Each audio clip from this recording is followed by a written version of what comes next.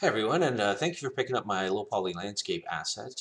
In this video, we'll be kind of discussing the update for the modular terrain assets. So in this video, I'm just going to go over all the different kind of assets that come with the update. That way you guys kind of know how they work and what they do. And in the next video, I'm going to talk about how to use them and some of the pros and cons that come with using this sort of system. So let's take a look at the provided example. If you go into Maps, Example Modular Terrain, you will see this quite large map that I've created out of the um, modular terrain assets. Just to give you an example, this scene uses every single piece that comes with the update. Um, and kind of gives you an example of the different things you can do and how they function and whatnot. So let's take a look. All the pieces that I will be describing, aside from a few, are perfect squares. So they're fully modular. They're built on Power 2 and on the grid, so they snap together. And let's take a look at the various prefabs that come with this set. So we're going to open up the prefab folder and go to Terrain Modular. And in this way, we can look at all of the different assets here. So let's expand this a little, and we can take a look here. So let's start from the top here. We have assets called cliff edges. Now, cliff edges are they're kind of a finishing touch um, in the sense that you may have sections like this. Let me just move this out of the way, where you have some tiles that are higher than others, and there's just no pieces that can transition between a very large height change like this. So you would use these really short edge cliffs just to kind of finish everything off, and they fully tile and match up to any of the green grass tiles there, and will allow you to create a nice kind of cliff edge from road up to another higher section. So that's kind of what the cliff edges do. Secondly, we're going to look at the actual cliffs. So we're going to fly over on the other side of the map here. And the cliffs are used for many different things. You can use them to end your map and have them transition into dirt, or you can throw water or on top of this and have it transition into a lake or an ocean. So these come in two different shape styles. The first style is what is referred to as cliff flat. And what that means is a cliff that is a flat cliff will transition from a flat edge at one height to a flat and straight edge at another height. So this is good for doing elevation changes. These come in a large assortment of tiles, so you have a lot of straight pieces, so you don't have to reuse the same one over and over. There's inside and outside corners. There's also transition pieces and things like that. Now, the other shape that these come in are what are referred to as cliff hills, and these are kind of like bluffs. They'll go from a flat edge at the lower elevation, climb up to a higher elevation, and then drop off and continue on at that low elevation. So they're kind of meant in one tile to go up and back down, whereas these ones actually change the elevation. So everything up above here is going to have to be at a higher location. So these also come in the same sets where you have many straight pieces, end pieces, corner pieces, and edge pieces. There's also transition pieces, so you can transition from a higher elevation straight piece down to a hill piece. So you can use them in conjunction with each other and create some really interesting shapes like the ones in here. Now, with all of those two different sets, those also, all of them come in a secondary set, which is this one here goes from grass, the grass stops and then it goes to dirt, and then it can match up to any of the dirt tiles. All of those sets also come in what is called a cliff grass set, which is also, there's straights, there's hills, and all the variations of those, and it goes from grass to cliff and then back down to grass. So then that way you can merge it and match it up with some other grassy tiles, and then create interesting, elevation changes on your grass. So they don't only have to be used at the edge of your map where you want to transition back to dirt. They can be used in grassy areas.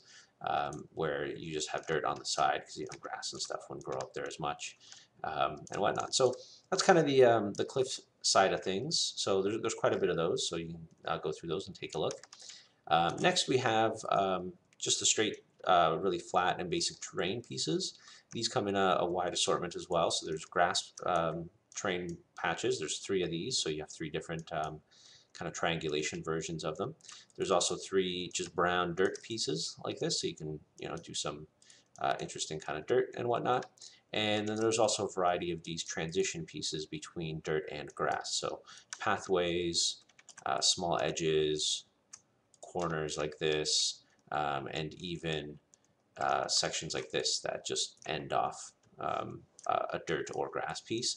This will allow you to create paths for your player or gameplay, or at least just create interesting kind of blotches in the terrain. And you can put dead trees in here and live things in there, whatever it happens to be. So, so those are the flat pieces.